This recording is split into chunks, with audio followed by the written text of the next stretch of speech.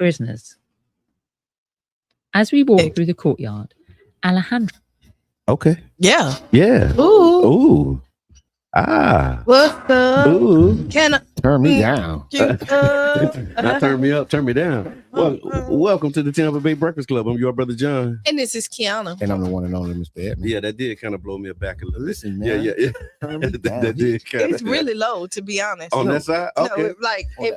No, that's what you put it back on. No, you got to put it back on. But I was just put it back on. Wait a minute, hold on. Let's wheel it selector. Welcome to the Tampa Bay Breakfast Club. I'm your brother John. And this is Kiana. And I'm the one and only Mr. Edmond. And this program is being brought to you as part of the New Image Project at the Community Development and Training Center, aka See That? See that. We'd like to thank y'all for tuning in, helping us to redefine what's cool, because smart is the new gangster, baby. And if you don't know, now you know. Now you know. Turn me up on my Zoom line, Q. Let's get this thing out the way. Okay. You ready for me? I am. Go ahead. The Tampa Bay Breakfast Club is an independently produced program. The views, opinions, and statements expressed by hosts, guests, or callers are their own and do not necessarily reflect the views, positions, or policies of Carafesta Radio. 99 Jams, its ownership, management, affiliates, sponsors, or partners. Yeah. Don't call the principal. Don't Q call would the say. principal. Yeah. Q would say. Welcome back, Mr. Edmond. Hey, thank you, man. What's good, man? It feels good to be back. What's good, my brother? What's good in the hood?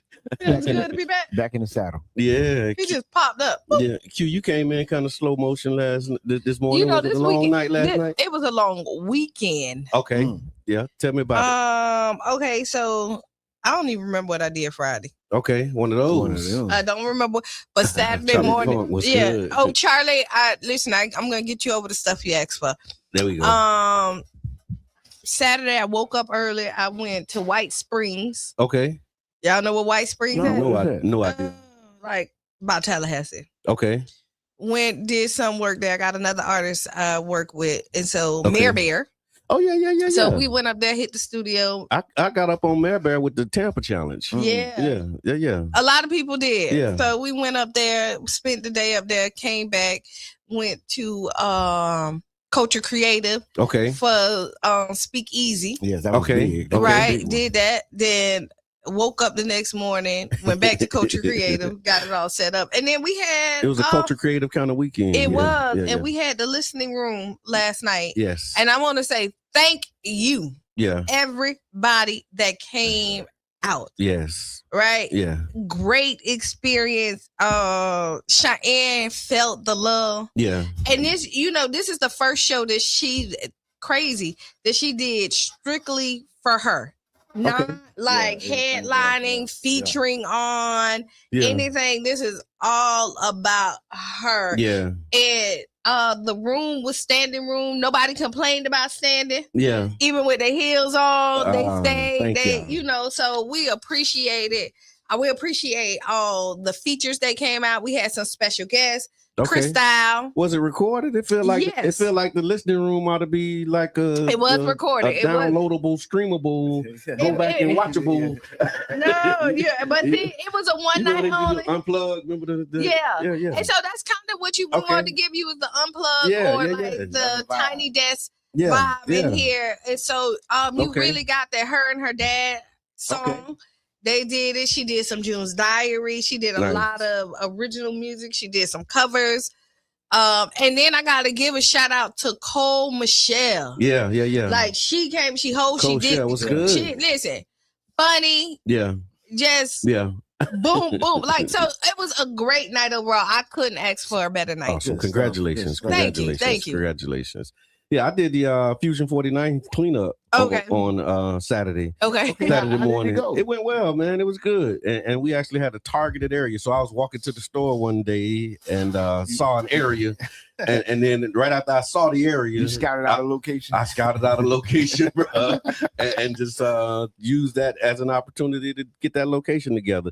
And then the one of the highlights of that moment was had my grandson had Bubba with me. Shout out to Bub too. Anytime Papa call, Bubba he be on the scene. He be ready to go, man. And so he was like, okay, so Papa, what we get for doing this, right? Oh, thank you. I was like, yeah, we get to, improve our neighborhood. And then after that, right? So I had to improve the neighborhood volunteer conversation. He was like, oh, okay, so we volunteering. That means we doing it for free. So he got it. Yeah, he got it. He totally got it. He good with repeat backs too. He's amazing with that. Okay. But then when we were leaving, a woman came out of her house and she was like, thank y'all. I can see the difference. It looks so much better. Thank y'all so much for what y'all did. Y'all really making a difference. And then he say, so Papa, we get to make a difference. I say, yeah, that's what we get. We get to make a difference. Yeah. I was like, yeah, that's what we get. We get to make a difference. So yeah, shout out to Fusion 49th and all of the work that's happening on the corridor, the organizing, the We Heard You series is happening with Fusion, man. Yeah, it's just amazing. Good stuff happening. So yeah. So that was my Saturday, Sunday, just kind of chilling. Weekend vibes, man. Mr. Edmond, what you got cooking this weekend? Anything special? Anything? No, nothing special, man. Slow motion. I hear that. We're gonna speed it up. We're gonna speed it up next week. Okay. Well, it's the holiday coming up this weekend. Yeah, Memorial Day. We got some plans. I think I'm gonna head to Philadelphia. Okay. So I'll probably be missing at the end of the month. Cheyenne's doing the Roots picnic. Okay, nice. With Brandy. So she's about to head out. Okay. And so yeah. Oh, the Roots picnic finna be big. Yeah, Jay-Z headlining it. Yeah, that's finna be big. Yeah. So the 20-year anniversary. What was the Cash Mob? I know Cash Mob this weekend too. No, you know what? The Cash Mob, they were gonna do Good Eats. I saw that. But Tamika got sick. Yeah. And so I think it's Green's Bakery. It's coming up. We'll go to the page and we'll report back on the Cash Mob after the break. Okay. Gotcha. No, you know what? I think they're going to Big Love next. Okay, that's what's up. If I'm not mistaken, because I asked. Hold on. Caller, we introduce recapping yourself. the weekend. What's good? Oh, sorry. Hello, go ahead. How caller. are you? Pretty good. How are you? Good. My name is Tanya, and I am with Let Me PRU Public Relations. All right. And actually, I didn't know that I was calling in on the air. So I got your message. You don't even have to say no more. I got you. Okay. I got you. Now that y'all have me on the air, though, I was calling to introduce myself, I guess, and let y'all know we bringing M. Callie and Breezy, Mr. Do Too Much to the city. Okay. And I want to have them come in and have a conversation with y'all or have a conversation over the phone before they get here, just to, All right, it's going to be on Halloween. I got you. I saw your message. You just said I checked. I got you, Tanya. We got you. Okay. PRB. Yeah. Oh, that's what's up. That's what's up. Thank you for calling Thank you for calling. You're so welcome. I am going to share y'all. I'm a publicist. I'm new to Tampa. I used to own a record store in Atlanta. Okay. And so I've been here for 5 years, and we are on this Southern Soul thing. And I came across y'all's page just now on Facebook, and I just clicked call. That's and right. look at God. So now I'm going to share y'all all the time. People say, they always have this narrative that people don't listen to radio. So I'm trying to assist in breaking that narrative because, for one, we have a lot of artists involved, and radio is a public service announcement source that's never going anywhere.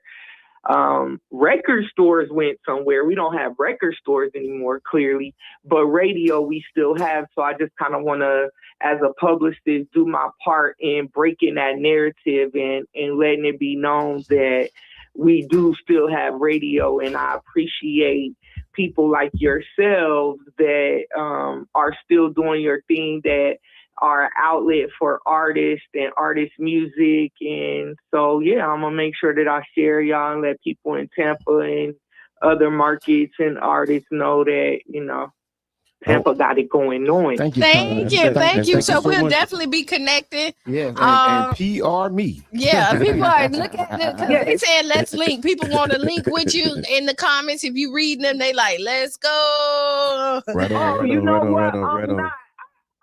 I'm I'm not even, I just was like, let me hit this call because I know I got to link with them. And then if y'all will put y'all's information in the messenger so that I can make sure that I, follow all of y'all and stuff like that. And then I will be seeing the chat, but I'm definitely, like I said, I'm going to continue to share y'all, and y'all keep doing y'all thing. Thank you. You have a great Monday. Thank you. Yes, if that ain't motivational Monday for you. And you know what? She said something. People do think that radio is like dead, right? But this is like one of the biggest streaming markets for like artists. Because they still are mainstream artists still being played on the radio. So radio is a big market. You think it's not, but it really is. And I want to just take a minute to acknowledge too. This is some sad news, just kind of a pivot, but I just want to acknowledge that I saw this morning the passing of community activist and justice advocate Andrew Joseph Jr. His pain became his purpose, and he actually was fighting in the movement. So for those who don't know, Andrew Joseph Jr. was a respected Tampa Bay civil rights leader, community organizer, and founder of the Rapid Response Coordinator. He was founding Rapid Response Coordinator for Black Lives Matter grassroots. Following the tragic death of his 14-year-old son, Andrew Joseph III. Oh, I know who that is. Yes, you do. In 2014, Andrew and his wife, Deanna, committed their lives to demanding accountability, protecting children, and challenging injustice within the legal system. Their son's death, after being wrongfully detained and released into an unsafe area in Hillsborough County by the Sheriff's Department, has sparked a years-long pursuit of justice that ultimately resulted in a landmark $15 million wrongful death verdict in 2022. Andrew's impact reached far beyond the courtroom. He became a powerful voice for police accountability, youth safety, and community empowerment throughout Florida and beyond. Through the Andrew Joseph III Foundation and his work with Black Lives Matter grassroots, he helped to educate, organize, and mobilize countless people in the struggle for justice and human dignity. And so we wanted to extend our deepest condolences, love, and prayers to Deanna Joseph, the Joseph family, the friends, fellow organizers, and all of those who want to honor his legacy, not just in words, but through continued action and advocacy. Rest in power, my brother, Andrew Joseph Jr., man. Yeah. And he was just at Child's Park for the Books and Breakfast, maybe about 2 months ago. Yeah, young man, just 54 years old. And it's just like, if you ain't learned nothing now, you could be here today, gone tomorrow. We know not the time or the hour. True. All right. So make it count. Yeah, and make he it count. Absolutely did, man. Absolutely. All right. So did y'all see this thing with Angie Nixon? Representative Angie Nixon? I seen that, man. She got locked up. Yeah, locked up. I didn't talk about it. I've been like, you've been in organizing and planning mode. So, State Rep Angie Nixon was arrested during a sit-in at DeSantis's office over the congressional maps. Yep. So Angie Nixon and several activists were arrested after staging a sit-in outside of Governor DeSantis's office in protest of Florida's congressional district maps. The protest focused on claims that the maps are unfair, that they unfairly weaken Black voting power. They do. And reduce representation in North Florida communities. The demonstrators refused to leave the office area and were eventually removed and arrested by law enforcement. Yeah. She was actually live. I saw the live when it was like building when she first sat, and I'm like, okay, what Angie up to? And I seen her when she had the microphone on the House floor. Okay, and I think maybe like a day or so before that, she was getting reprimanded because of the microphone, the megaphone on the House floor. So they gave her like a chastising, saying don't do that no more. And then the next day, you in the new chair. The next day, I think so. That's why I'm saying squeak, squeak, squeaky, squeak. Okay, we need some grease. Yes, need to grease the chair, like the Tin Man. But people don't know what is the redistricting. What is this all about? Okay, so I'm just keep going. So it says the controversy goes back to Florida's congressional redistricting process after the census. So Governor DeSantis pushed maps push for maps that dismantled a historically black congressional district in North Florida, changed the district boundaries significantly, and it shifted political power in ways that critics argue dilute the black voting strength.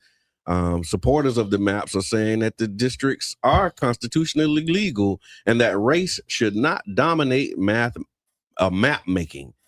The critics argue that the maps actually weaken minority representation and undermine voting strength. And so the protest was happening because they're saying, like, here's what I'm catching as one of the talking points, right? Is saying that the way that they're drawing the maps is they're picking their voters instead of having the voters pick their leaders. That's one of the, and it is, and that's the truth. But you know, they want long story short. Long story, I like it. And so what they're trying now, they're twisting, right, and saying like we're all equal. So like we don't have to do anything special. But if you know a numbers game, you know that if you have 5 people over here and 50 over there, you have to change it to give it an equal playing field. Yeah. Right. And so the equal playing field was there to make sure that people in every state have the opportunity to have someone that looks like them, thinks like them, and gonna fight for their cause. Yeah. Right. And now they're saying, because now they want to throw out all this other stuff and say, no, we want it to be fair, which is unfair the way they're doing it, because they want to stay in power. Right. Right. They want only their voices to be heard, people that think and act like them. And I mean, they got the whistle call and was told to do it because typically this is early. And then it's like 5 years early, right? And because you're supposed to do it every 10 years, and then they just was like, we're gonna do it right now. We're gonna do it now. And then their reasoning behind it, they're saying Florida's growing so fast and so rapidly that we have to speed it up 5 years. Okay. So that we can catch up with the people that's here. Yeah. Live. Yeah. Even though we are, but they didn't have to change it. I just want to say, I mean, it's like, you know, they put a little truth in everything. Yeah. Because we have been growing. No, that part is true, but we didn't have to change. I mean, I don't know. I ain't gonna say that. But what I will say is I think this potentially could backfire. Why? The sit-in, you mean? Or no, the maps? The maps. Okay, gotcha. I think the maps will backfire because of gentrification. Okay. And what we traditionally know as the districts that we know as, they're not the districts we know. Yeah. Like these districts, they've changed. Yeah. The people who live in these districts may still work in those districts, but they 9 times 10 don't live in those districts. Yeah. Yeah. And I mean, it's definitely so you everybody in Riverview and what they is Ruskin. Okay. Get active. Get active in your local politics. I want to pull that up and see what's the process they use to determine like how or where these populations, because ain't it connected to census? Are they using like some census data to determine? It's some... Yo, you want to be in office? I do. I got you. Okay. Cut your district. Yeah. Okay. Tell me where you at. Okay, I'm right here. Don't worry about it. Yeah, don't worry about it. Okay, you got me. I got you, sweetheart. Okay, I appreciate that. I appreciate it. Wait, they won't elect me over here though. You got some friends? Where your friends at? I got a few friends. Okay, I'm saying I'm gonna get your friends went in your district. Yeah. I got you. Yeah. Okay, got you. Yeah, I got you. All right, let me pick my voters. So it's actually and what has been happening. I actually got something from DSA. I guess there's going to be a protest here locally. But people are pushing back, and I think there's a lot of people have been inspired by what Angie Nixon is doing. I don't know what's going on with that. Yeah. There we go. Yeah, a lot of people have been inspired by what Angie's doing. She's been like really sparking the movement for people, and so shout out to Angie. Yeah, she been turned. You go into you repeat history. You know, you saw what worked in the past. Yeah. And you think just because it's done prior and that we have moved forward that you don't have to do that again. So we could talk about that after the break, but I did do a what the people say that asked that very question. It was the question that we asked, and we'll talk about it a little bit more, was do you think that, you know, everyday people can actually make a difference and influence. You saw that one? Mm-hmm. And I do think everyday people can because that's who make the difference. Yeah. Like, do you think that you can actually make a difference? I didn't get on it because I was going to be contradictory. Okay. But that's why I just stayed out of it. Because, I mean, these elected officials are everyday people. Yeah. And they're making a change. I mean, I don't know. We'll talk about it. You know what I'm saying? But we are talking about it. Okay. Well, I don't think, honestly, that we see ourselves as that. Okay. You get what I mean? We don't see ourselves as having a voice. But, I don't see regular people turn into elected people who making decisions. Amen. You get what I mean? So here we go. Yeah, it says, so do residents, that's the way we say it. So do residents really have the power to influence major development decisions in St. Pete? That's the question that we asked for what the people say. And so y'all put it in the chat. Let us know what you think. Yes. Do residents really have the power to influence major decisions, development decisions? Development. You see it? Yeah.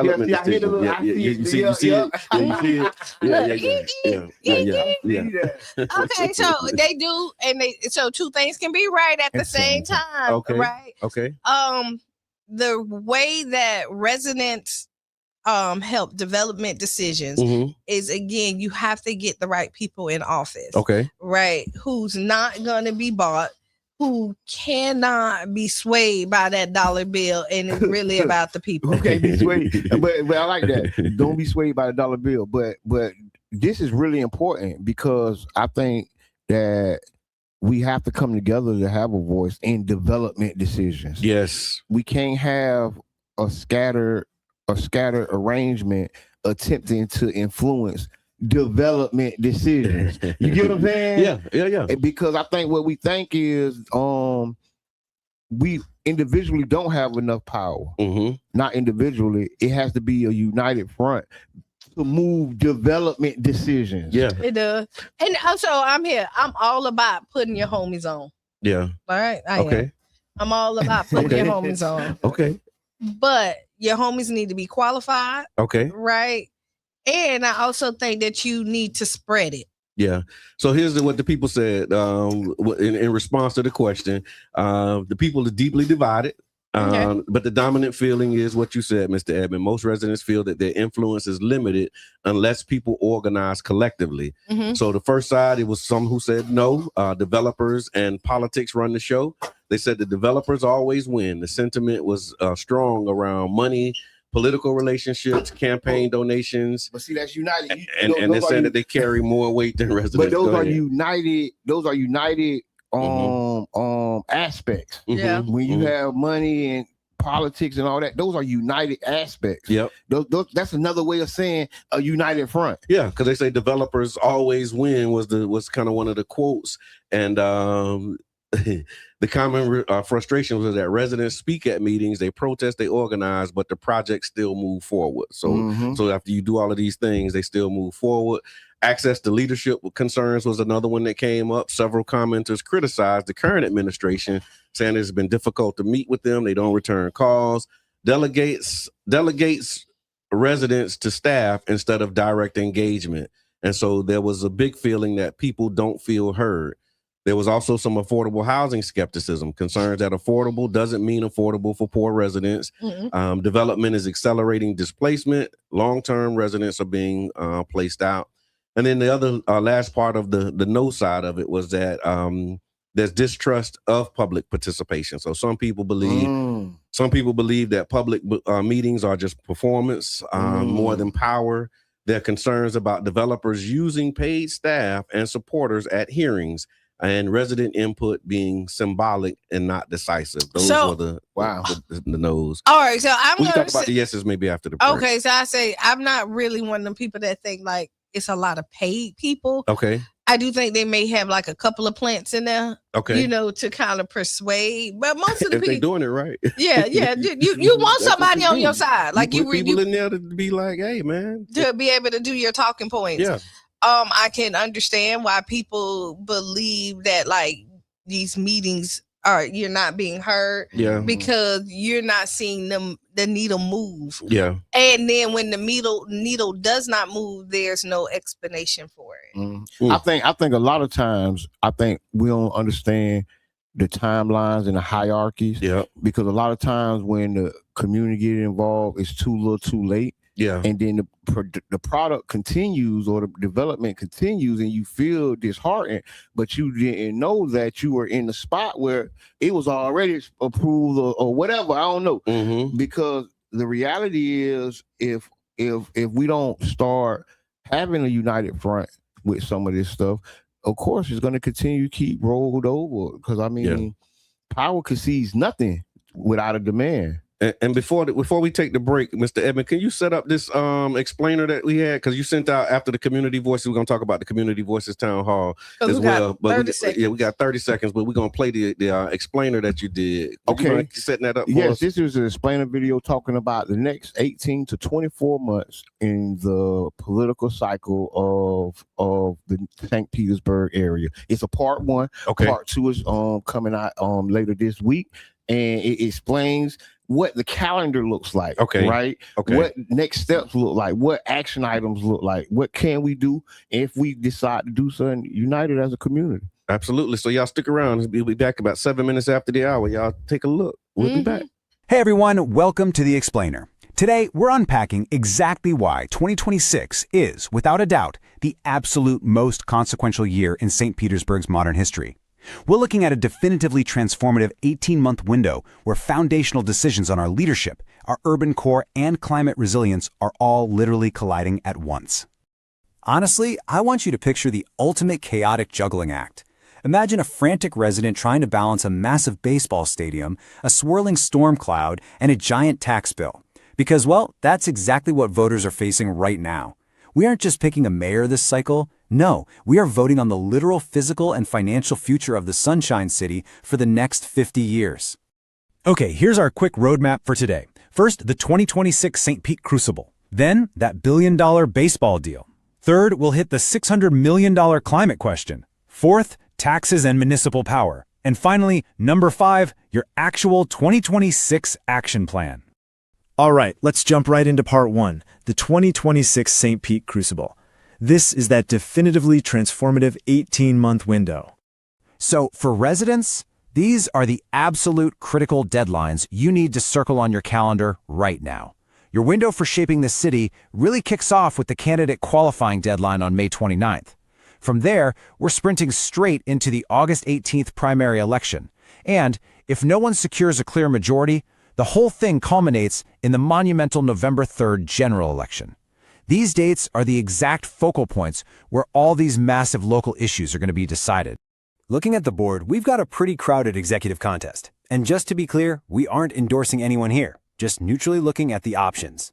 We have incumbent Mayor Ken Welch, whose platform is deeply tied to his 86-acre redevelopment plan and a massive climate pond. But he's facing formidable challengers. You've got former Governor Charlie Crist, who obviously brings huge name recognition, and current City Council member Brandy Gabbard, who's been fiercely critical of exactly how infrastructure spending is being distributed across different districts. The political stakes for residents here? Yeah, they couldn't be higher. Moving into part 2, the billion-dollar baseball deal. This is the historic gas plant versus the Tampa pitch.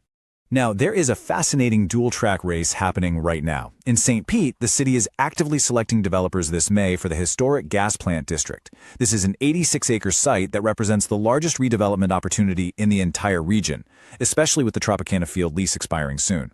But meanwhile, right across the bay, Tampa is debating a $2.3 billion ballpark proposal for the Rays over at the Hillsborough Community College campus, and they are racing toward a June 1st deadline for binding agreements.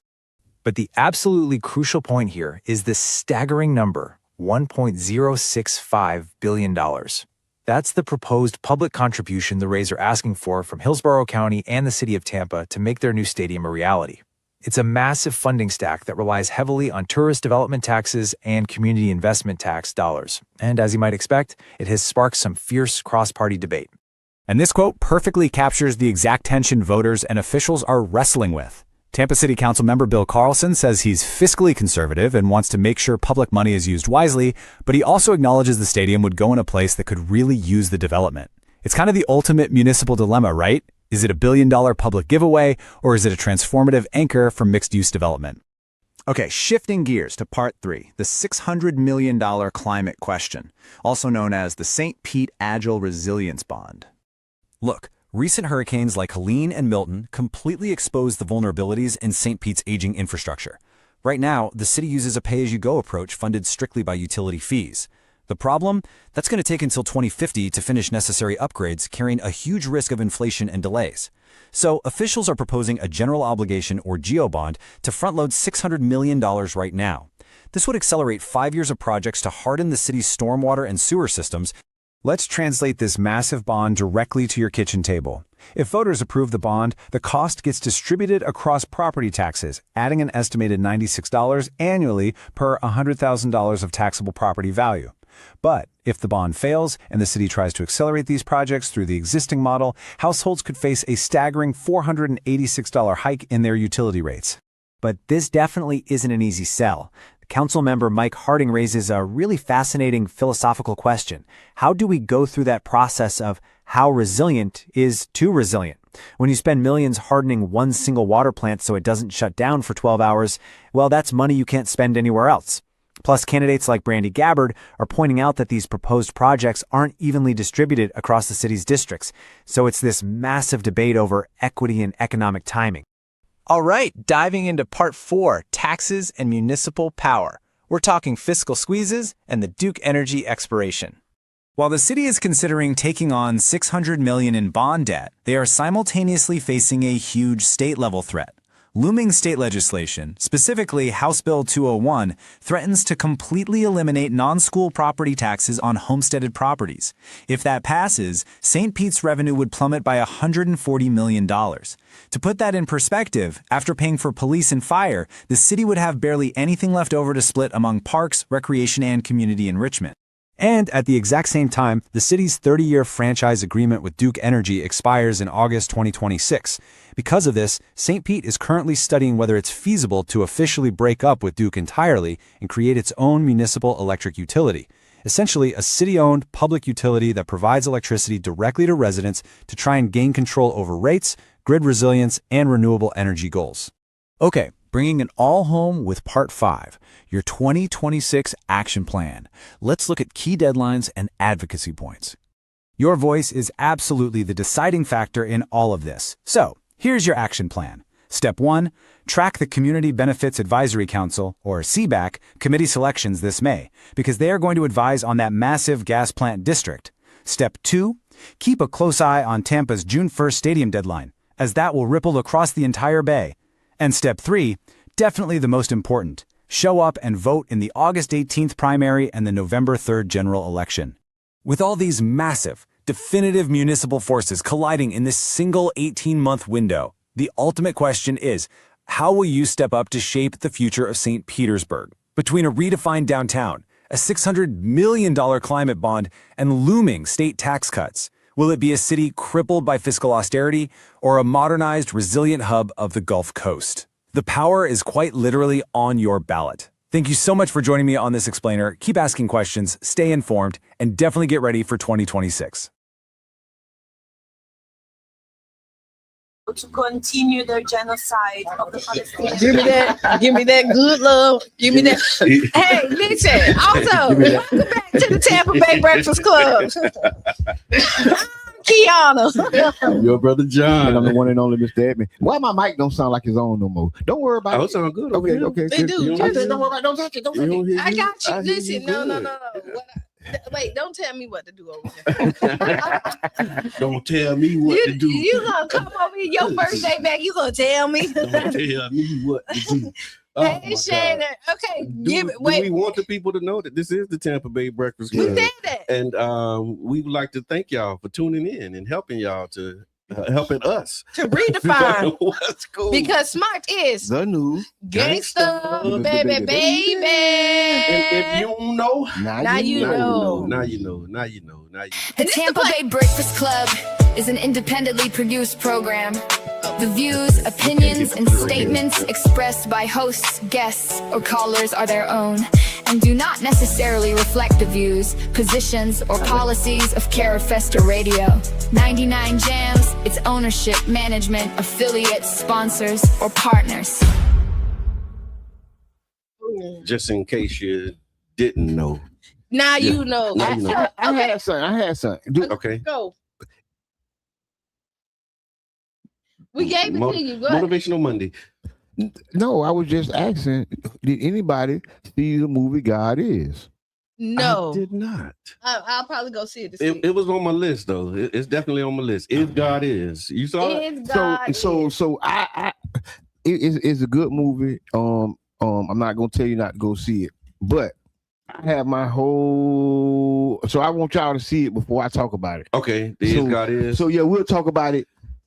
I saw later this week. Somebody posted it's a local connection to it. That's why I went to seeing it. Yes. Okay. The director. The director got came through by way of. Okay, gotcha.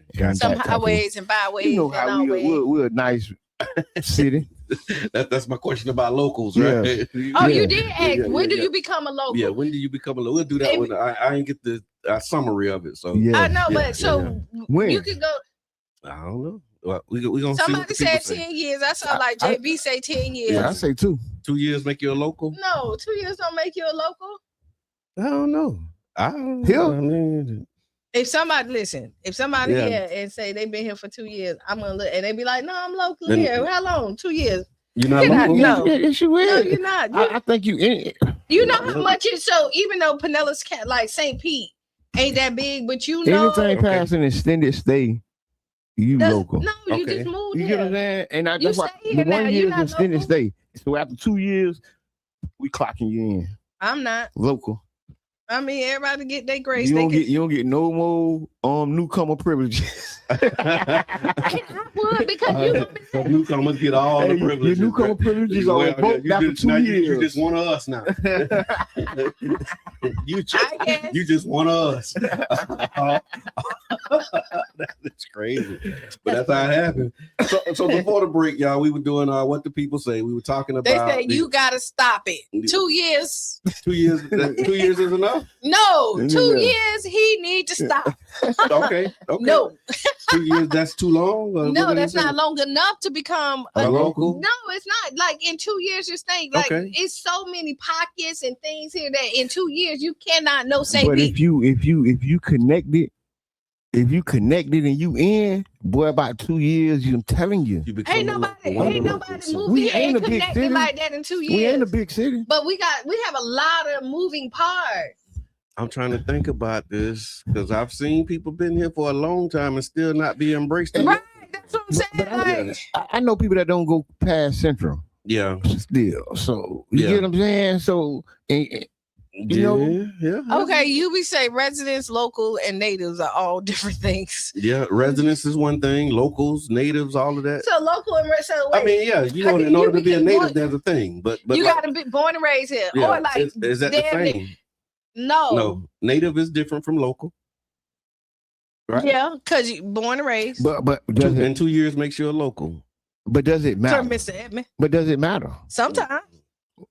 Yeah. Sometimes. Why does it matter? Like you want me to tell you, you come in Child's Park and you done been doing all this work. You've been here 2 years and now you gonna tell me how to change. You want to change everything about here? You might have some good ideas. And they don't make you a local either. Yeah. Yeah, because you come and trying to change, huh? That don't make you a local. That don't make you a local. You said 2 years there, so I'm here 2 years, and I'm saying I don't like it. I don't like your loud music. I don't want your cars down there. I don't want the first month on that. What you talking about? The first week. You talking about 2 years? No, you gave 2 years. You got an extended period. Then. What's your number? I don't know. I don't have a number. Okay, so never. You'll never be. No, it's some people that like. I think like when you become a local here, it's like your time, your investment, and the things that you've done here. Because you can be here and not be invested in the community. Okay, like you see that been girl here your whole life and not be a local. Right. From what it's not like. But it is. People grown up here and they're not locals. Yeah, they are locals. Okay. But like you see the girl who talk about investing, giving time, and if that's the criteria. But no. But they here been here and don't do that. They've been given time. They went to the Pinellas County schools. Okay. They did all that other stuff. So okay. All right. Oh, so it matter what school you went to? I didn't say. Do you know what y'all ain't finna twist and turn everything? I mean, I know we're not doing it this morning. We don't do that. I have no. Are you local? If you a local, hit the like button. If you a resident, hit the love button. And if you ain't neither, hit the anger button. And then we'll talk about it on Wednesday. We'll do what the people say because it is it's up and people have been responding. So we'll get a summary. So back to this question that we had. What do people say? It was around, do residents really have the power to influence major development decisions in St. Pete? Before the break, we did the no's. We talked about those who said no, they don't. So I wanted to just land this plane, talk about those who says yes. It was yes, but only if we organize. Collective power works. Strong counterpoint. Residents absolutely can influence decisions, but not individually, was one of the biggest sentiments. There were repeated themes around coalition building, sustained organizing, showing up consistently, and then mobilizing across neighborhoods.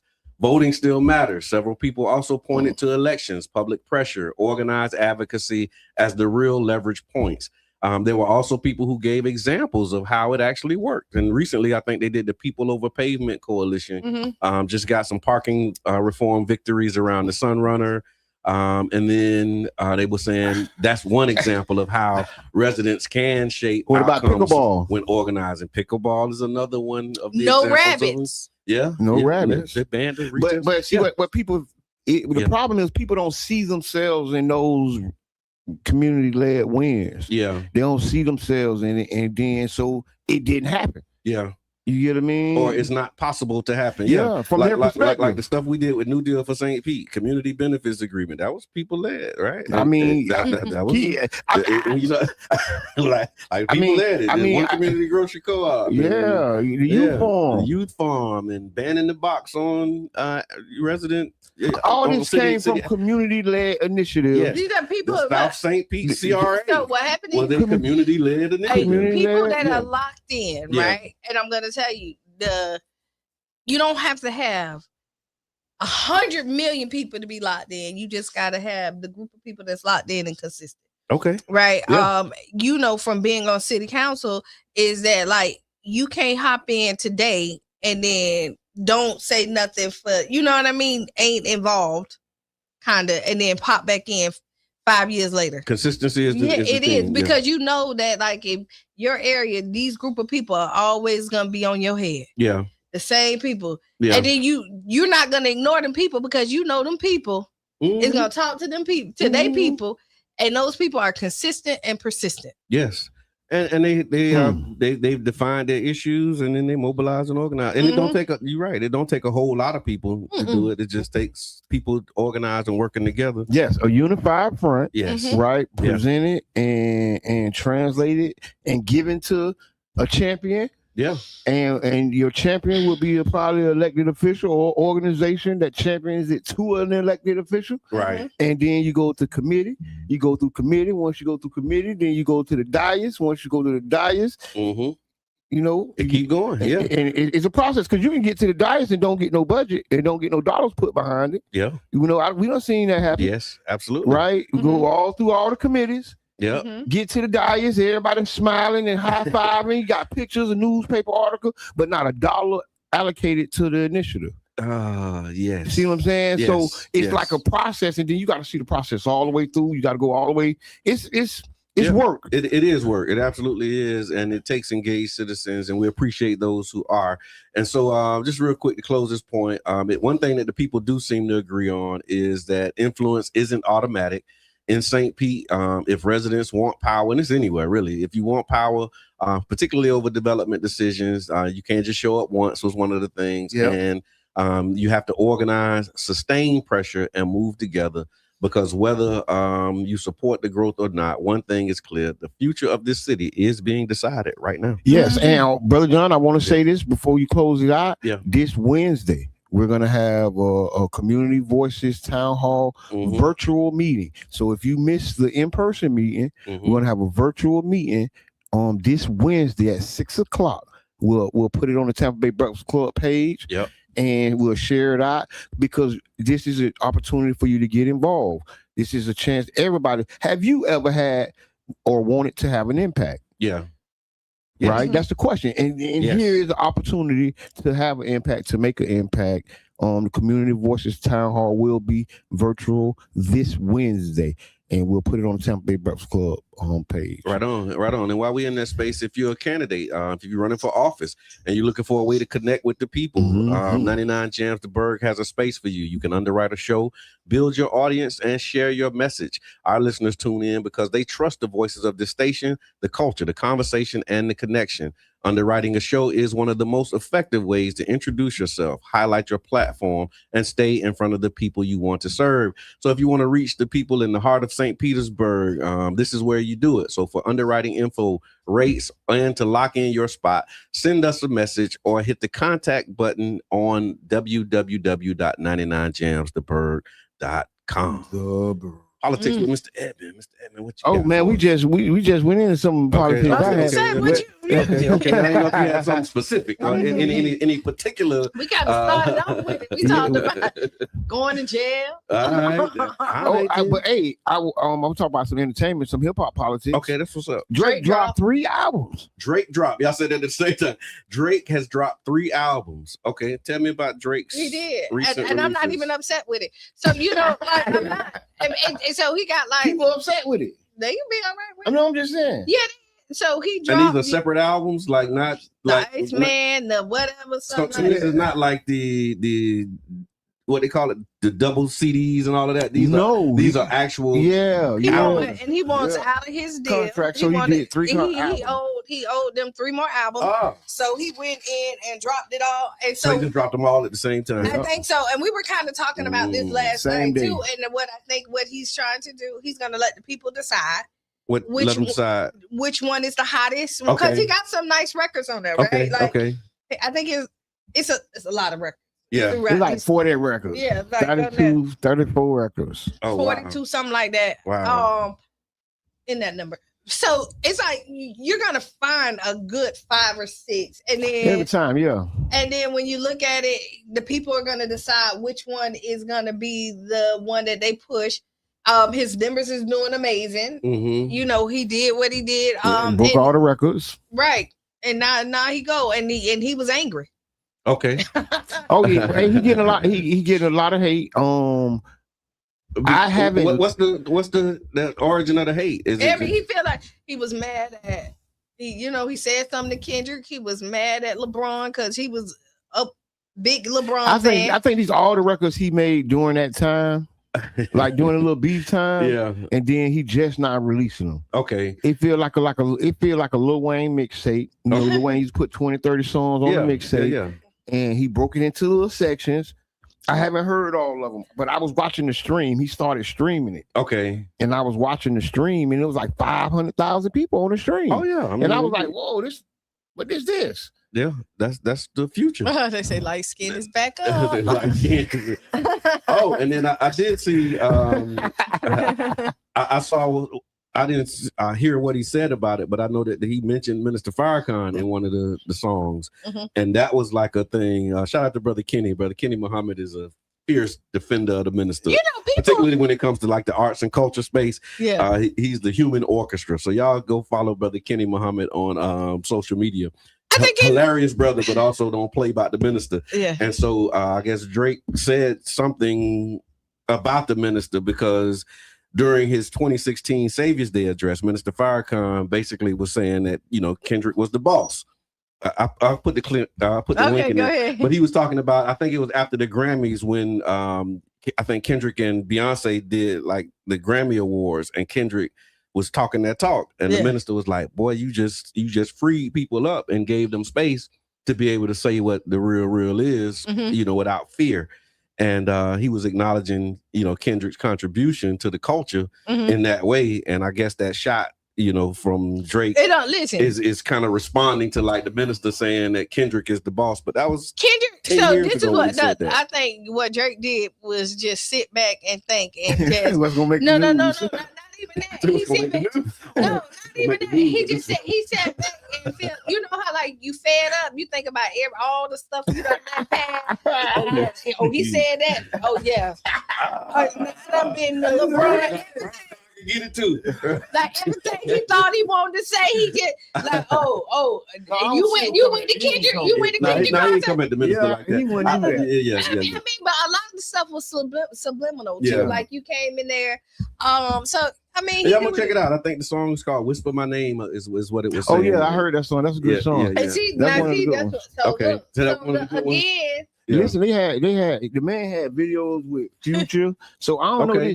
As a part of the stream, this was all. Yeah. So to me, it feels like WWF. It feels like Macho Man Randy Savage and Hulk Hogan going at it, then becoming friends in the middle of the rain. And you know about because him and Future song, because him and Future had me. That was Future's song that started it. That was Future's song. So that's your point about maybe he just had stuff that he was putting out. Maybe I think it was a data dump. Okay, you know what I mean. You know these guys record every day, so easily 1,000 songs ain't nothing. 4-5 songs a day for a year. Right. You get what I'm saying? And you do that for 5 years. Right. So he just did a data dump, a bunch of mid, some good stuff on there. Don't get me wrong. A bunch of mid. Though. And the market hungry for it. If you look at the rap music, it's hungry. It was hungry for this. Okay. The market was missing it, and then for good, bad, or ugly, people talking about it. Right. They are Arbery set back. Let Kendrick do it. After he lost his lawsuit, he said, I got to come back with a win. Okay. Oh, so he did lose the lawsuit? They said, sit down. Yeah. Sit down. Yeah. Oh, yeah.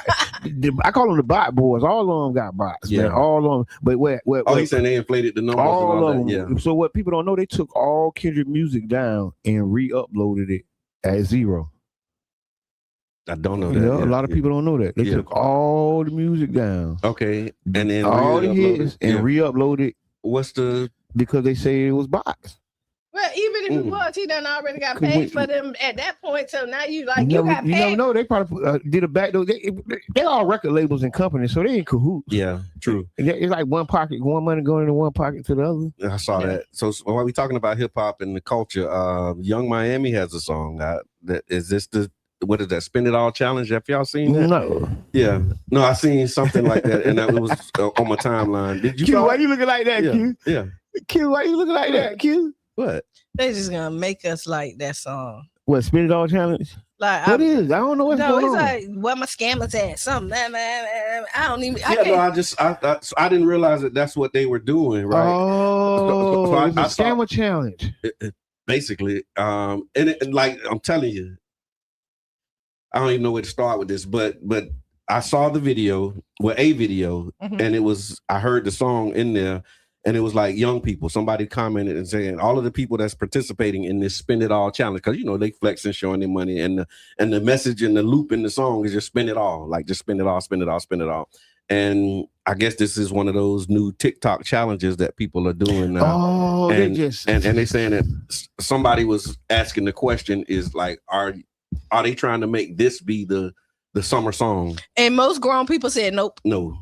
Yeah, you saw that? Oh, I saw it. Are they trying to make that's what makes spin it? That's what makes it. When the grown people say no, that's what's gonna make it. That's gonna make it number one. Right. Luther Campbell is a prime example of that, and right now he's running for office. Yes. I think he's running for. So your timeline is wild, bro, John.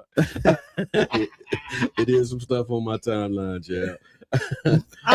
Spin that. Okay. Ain't Luther Campbell running against? He is. Yeah. He running for Congress. I don't know who he running against. But even though his music, but he's been political for a long time. But the parents was against him. That's all I'm saying. That's the parallel I want to draw. Yeah. That was what the parents were against summer of '86, and now 2026. This is what the parents again, and they finna spend it all.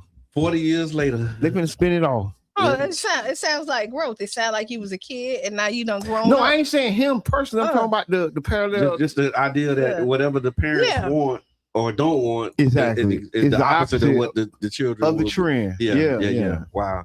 All right. So that's what it is on that.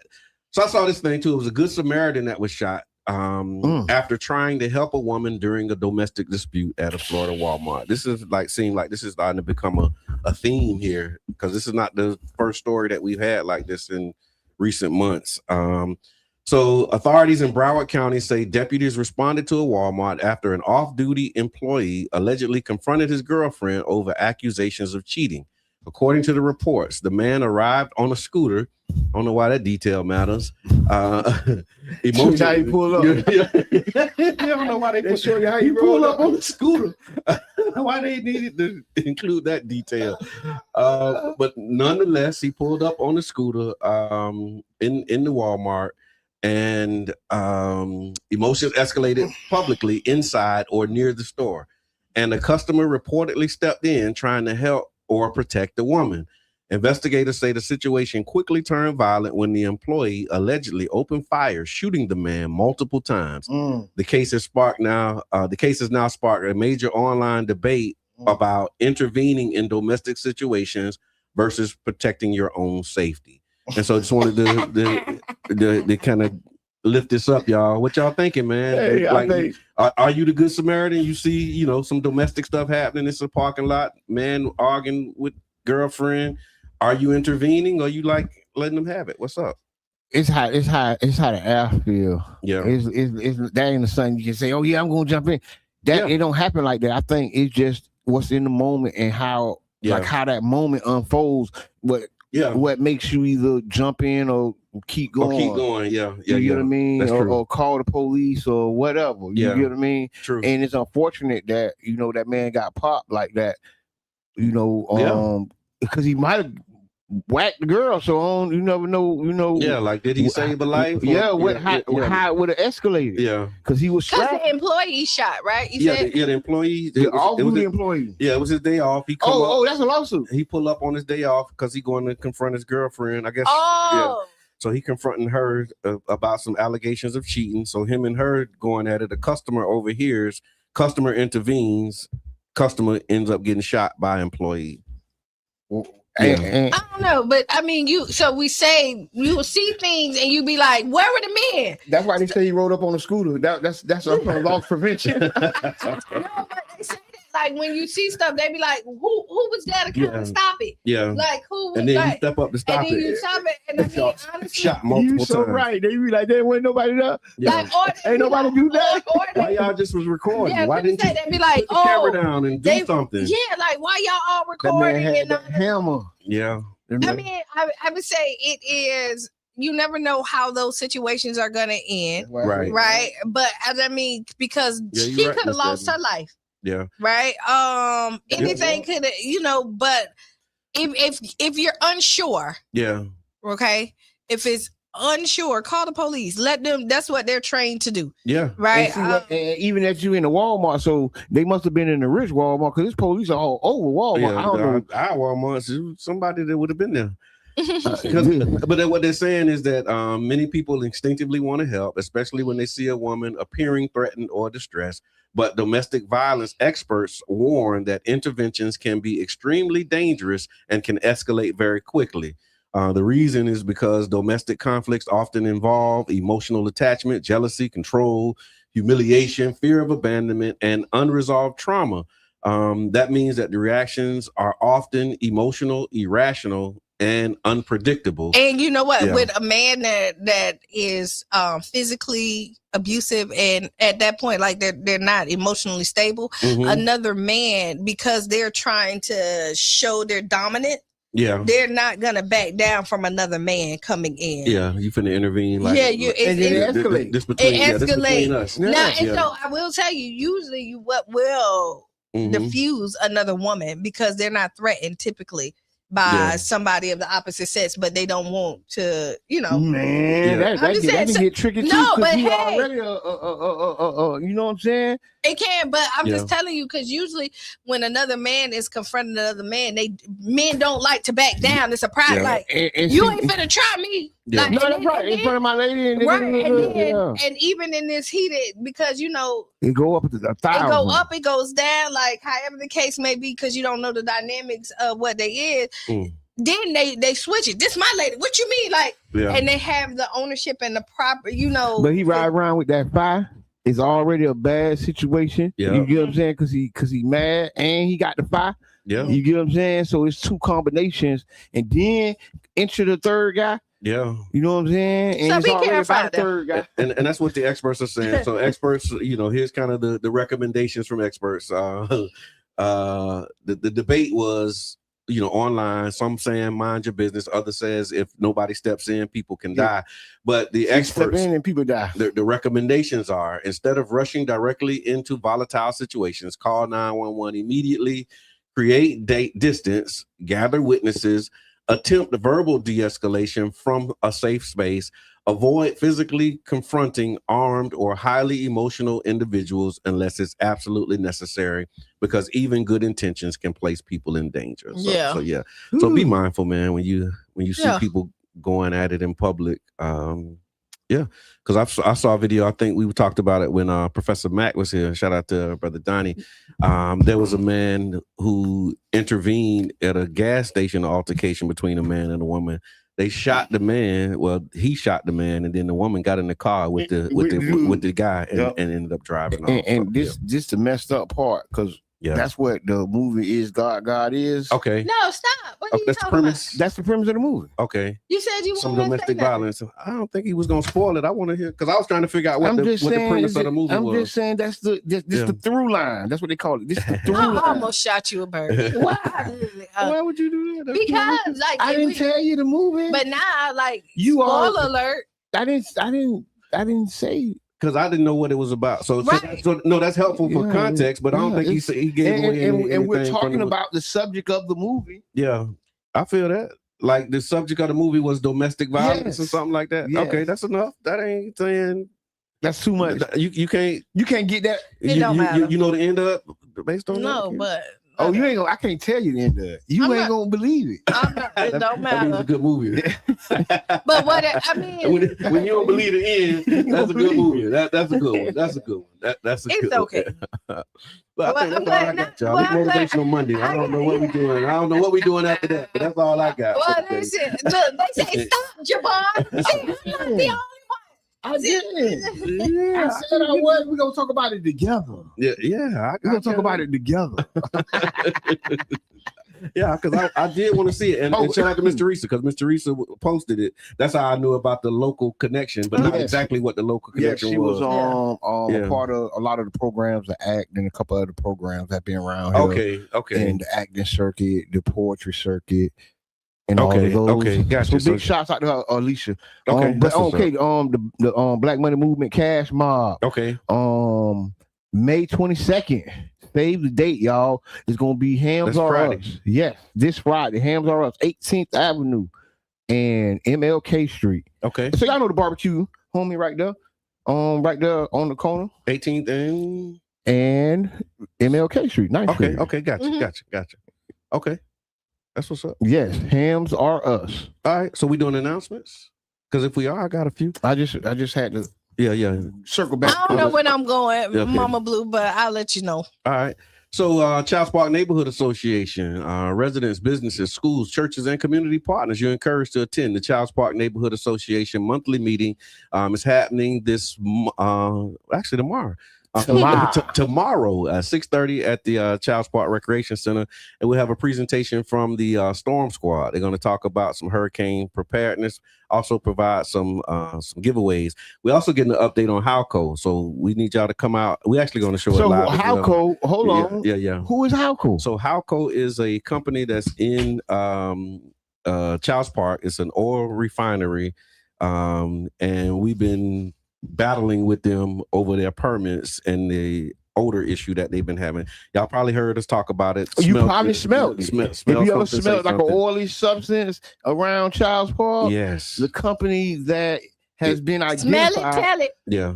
It's Halco. And so their permitting process, so they didn't file their permits on time for one of them, for the air quality permit, and we've been challenging that permit. One of the residents actually did an independent pro se lawsuit. We were able to connect him with the Jacobs Law Clinic and get him some support, and so his lawsuit has been accepted to intervene around the permitting process. So we're petitioning for an administrative hearing, and we'll be giving you an update on that tomorrow night. So y'all come out. And so now I want to just briefly just say, this is a demonstration of what we were talking about earlier. Yes, sir. How, if we don't be united, we don't stand a chance. That's right. You get what I mean? And this is a small example, and the outcome hasn't been made yet. Nope. Right? Because we're still in the paint. Yeah. But I can guarantee you there wouldn't be no interventions going on. No. It wouldn't be no pausing or no checking on or whatever going on. Nope. Because the reality is, once we already feel defeated, then we already lost. Yeah. Right? If we already feel victorious, we've already won. There you go. So let's win, y'all. That's right. And so that's tomorrow night. And then of course on Wednesday night is the Community Voices planning meeting. Mr. Edmond, he talked about that earlier. We'll put that in the chat. And then Friday, there's a Know Your Rights workshop. So returning citizens, families, and community members, you're invited to a powerful Know Your Rights workshop. It's focused on voting rights restoration, voter registration assistance for those who are eligible, and second chances. So the workshop will also provide support with applying to have your fees and fines paid by the Florida Rights Restoration Coalition. And we're going to do this one virtual also. So it'll be from 5 to 8, and it's at Dominion Worship Center. So it's going to be virtual and it's going to be at Dominion Worship. Yep. So in person and virtual. We'll make sure that y'all get that. So now this big, man. Big shouts out FRC. Big shouts out Dominion. Yeah. Child's Paul. Black Voters Matter. Black Voters Matter. Yeah. Everybody involved. Because when this was cooking in the kitchen, I had told somebody that it may be an opportunity to help people get some fines and fees paid. Right. That's right. Especially, if you fit the criteria. Right. So come on out, because this help you get your license in for different jobs. This help you get different things when you have your fees and fines paid off. And if you can have an organization do it for you, it's not guaranteed, but it's at least a shot. Yeah. It's at least a shot. So, big shouts out to Dominion, big shouts out to FRC. Y'all doing a big one with this one. Real deal. And then there's a 2026 Hurricane Expo. So hurricane season, y'all know it's right around the corner. Community leaders are encouraging residents to get prepared now before the storm is on the way. So there's a free 2026 Hurricane Expo that will be providing information on emergency planning, storm preparedness, and evacuation tips, as well as essential supplies and how to protect your family during and after a storm. That will be Wednesday, May 27th from 5 to 7 at Lake Vista.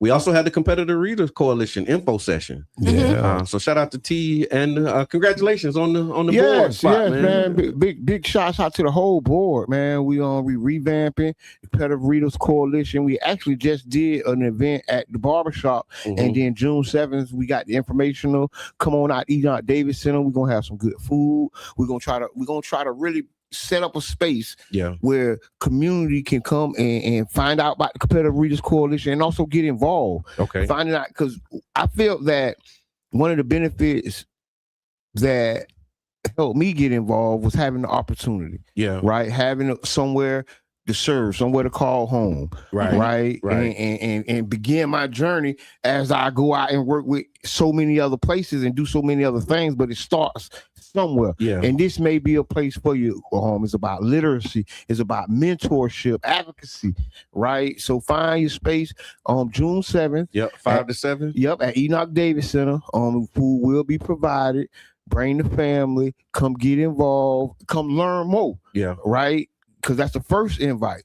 Find out what you're getting yourself into. That's right. Talk to the people. Figure out what's going on. Yeah. Right. What moves the organization? What the mission is? A lot of people are part of groups and don't even know what the mission is. That's true. They don't even know what the call to action is for the group. That's right. It ain't nothing, I ain't knocking you up, but all I'm saying is this is an opportunity that you can learn this about the organization and you can get involved. Absolutely. And continuing that about getting involved. You got something, Q? Nope, I'm reading comments. Okay. Keyshawn's Corner, community block party also. So Keyshawn's Corner is inviting the community out for a free family-friendly block party focused on healing, hope, resources, and community connections.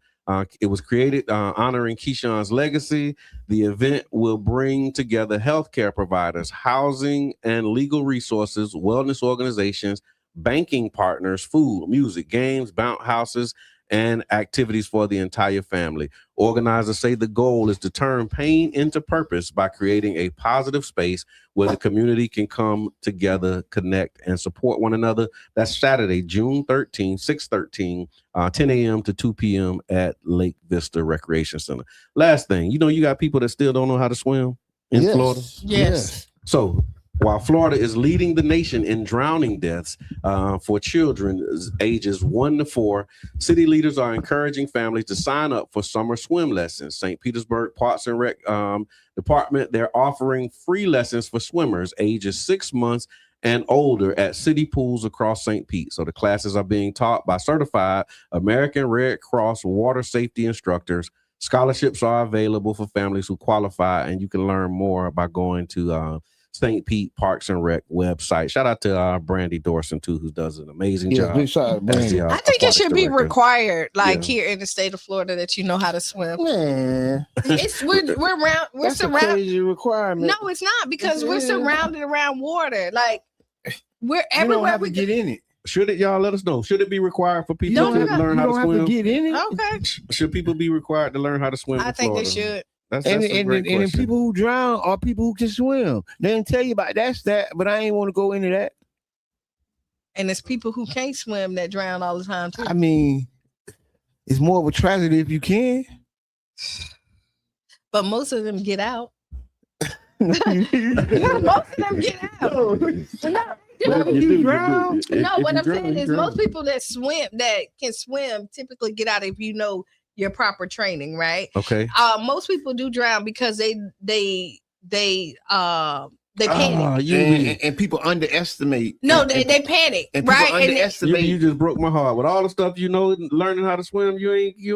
Come on, you. Come on, you.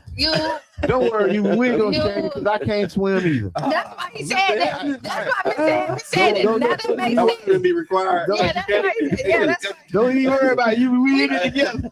How do you identify the people who can't swim? Like, even if it is required, No, but how do you enforce that requirement? You can't swim. No, but I mean, at this point, Annually, you got to go. No, but what I'm saying is, I just think like all children, like there should, when kids are young, like daycare and things like that, and once they get a certain age, I think that you should teach them how to swim, at least survivor mode. Shayna says definitely should be a requirement. I took lessons when I was 46. Shayna came out to the pool with me. Okay. Like Shayna, Shayna was like, she came to work out with me one day. Okay. At the pool. Oh yeah, because that's your gym. Yeah, that's my thing. So, but most people panic.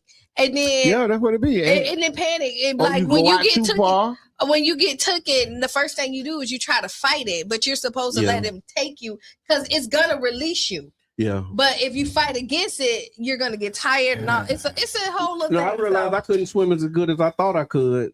I was because I can swim, but that's one of the things. No, I can swim, but I can't swim as good as I thought I could because it take a lot of work, and so it was a lot of work. We was at the beach and the you was in the wrong place. The floaty got away from me. He tried to go. So Papa finna go get it. I'm finna swim and go get it. And after a few strokes, and I realized it was.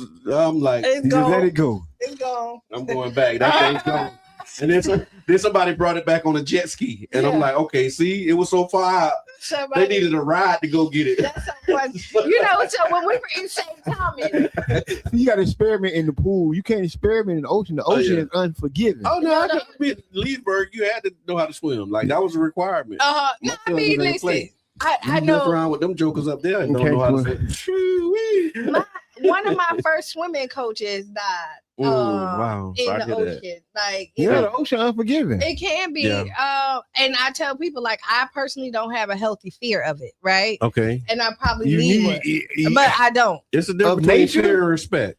Nature? Of the ocean. Of the ocean? That's nature. I mean, you jump on boats and all that kind of stuff. Don't have, and maybe now that every time I say that, I be like, should I jump off? No. Forget it. I'm going. I mean, that's what I mean when I say confident. See, I know I can swim, but my swimming is more survival. Like, I don't swim for pleasure. Like, you got some people who just swim just because they want to swim. I'm swimming because I need to survive. The only time I'm swimming is to stay alive. Yeah.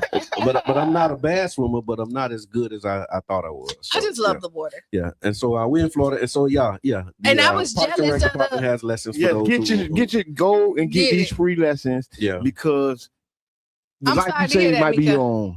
Yeah, what? Yeah, I forgot what I was about to say. Oh, I was a little jealous, even though it's not true.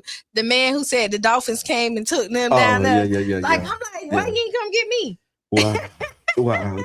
You want the dolphins to come? Huh? Yeah, I would. I want the aliens and all them like pick me to go up there. You want the aliens? I want the aliens. You take a spin with the aliens ain't from outer space. They from Earth. Shit. Oh, excuse me. The FCC. Did y'all see the alien? The new alien info? You see the stuff we dealing with right now? Which one? With aliens? No, just life in general. Listen. You got Trump, you got all this other stuff going up King there. Jeff put it in the chat. He said he feel like an alien. We were talking about locals, and he said I feel like an alien. He did. But tell me about what you say the stuff with the aliens. So yeah, they are releasing UFO footage all over the world.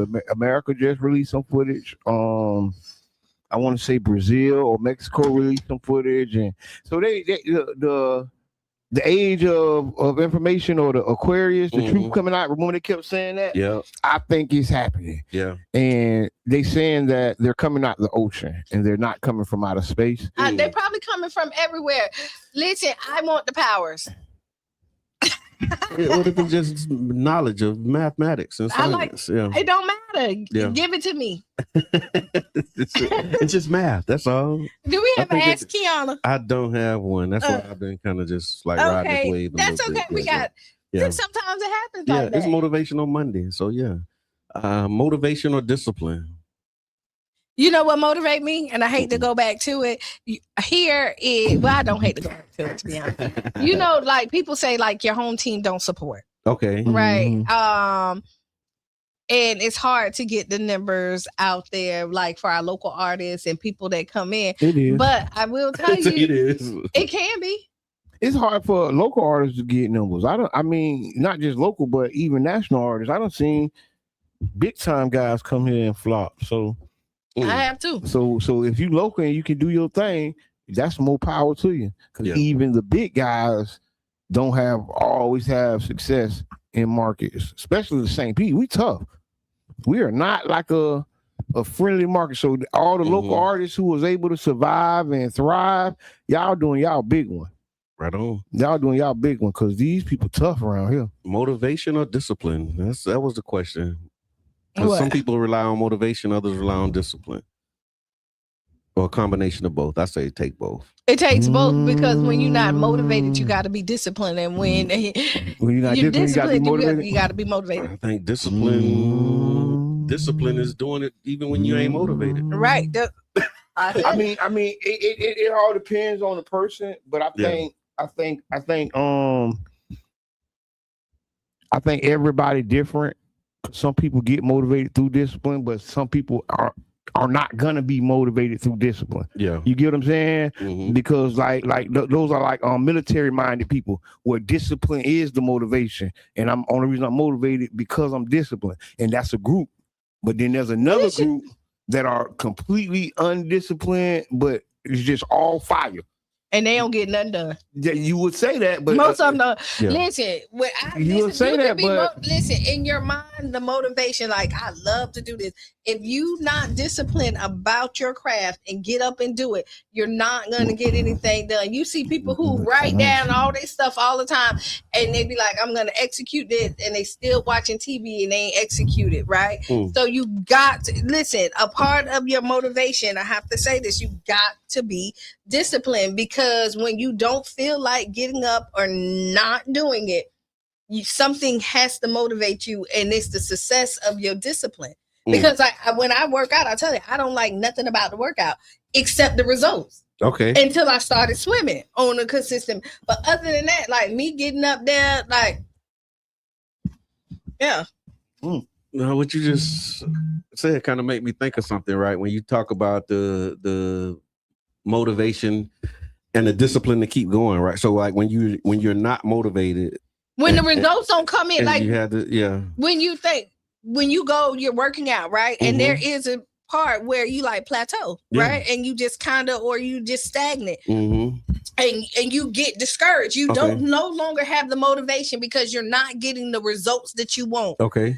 The discipline is what's gonna kick in and push you to go on. You've seen runners that are tired, but then the discipline is that I'm not gonna give up. Give them that extra push to make it cross the finish line. Okay, so it says here, it says motivation gets you started, but discipline keeps you going after the feeling wears off. I just said it.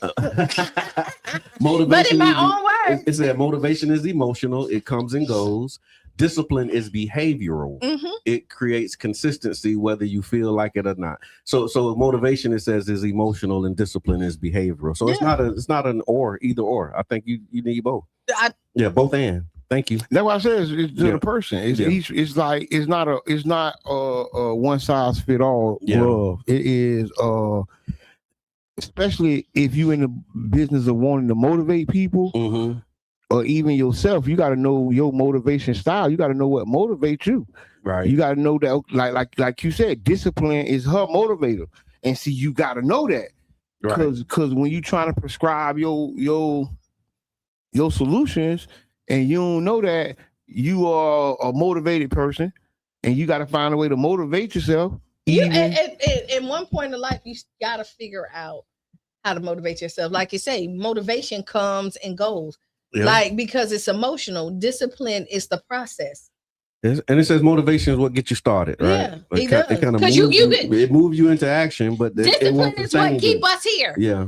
Okay. Motivation started it, right? But discipline is what, because how many mornings we be like, we not coming, like in our mind, but it's the discipline that keeps us coming constantly, not the motivation. The motivation got us here because when we like, dang, 7 o'clock, I gotta get up. Like, I'm not motivated to get up at 7 o'clock. But you know what I mean? But I'm a committed person, so I'm disciplined to know that I need to get my tail up and come here, regardless if I'm motivated or not. Okay. That's heavy. I unite with that. All right. Well, that was motivational Monday. Stay motivated, my people. And get disciplined. I hear that loud and clear, y'all. I mean, look, that's where I'm at with it. We did announcements. So if you missed it, you missed politics. We talked about that. We talked about some upcoming community events. So please make sure that you go back and check that out. They say they got me yelling. That's what happened. Turn up. So let's take the comments. What the people saying? So y'all got my girl yelling. Tell them, Q. Charlie Funk. I didn't want to come to work, but I'm disciplined to get what I want by getting things done. Yeah. Also, Charlie says that's what the routine. That's what that routine discipline comes in. Definitely. And then earlier, Shayna said distraction at its finest. Release aliens footage. They have been they've been had to deflect from the Epstein files. Well, but Epstein files, they done said, listen, all right, it's true. Who cares? We ain't doing nothing.